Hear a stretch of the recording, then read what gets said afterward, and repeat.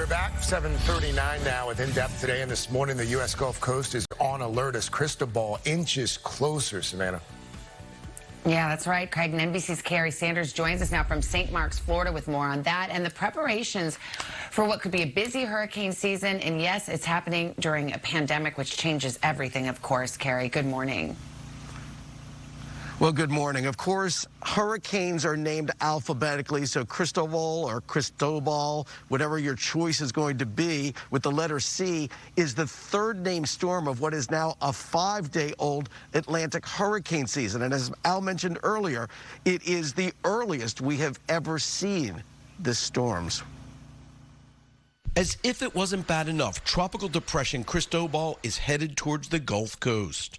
The coronavirus pandemic is dramatically changing how first responders are preparing. We're not stepping back from the COVID-19 response. It's still all hands on deck. And frankly, right now, it's all eyes on the Gulf. The National Oceanic and Atmospheric Administration has already predicted an above-average hurricane season.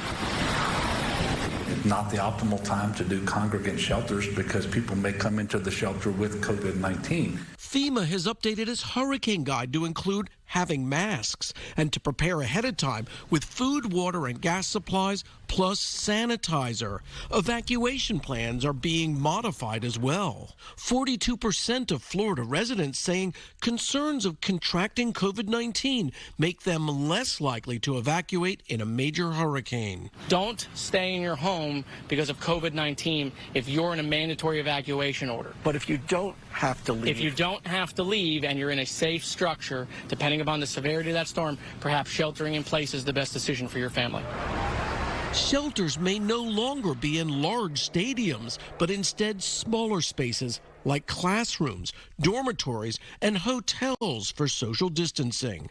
Masks and temperature checks required. Somebody has coronavirus, a hurricane's coming, and they decide to leave and go to a shelter.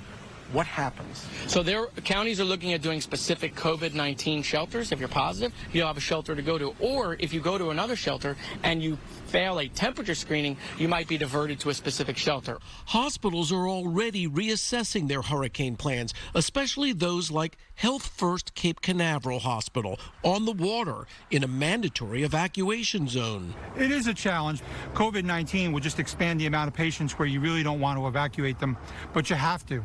So it's something we take in, and that'll just expand the amount of time we're going to need to do that. Residents in hurricane zones aware this season will be different because of coronavirus. We don't have to reinvent the wheel completely. We just got to make adjustments to keep people safe from COVID-19.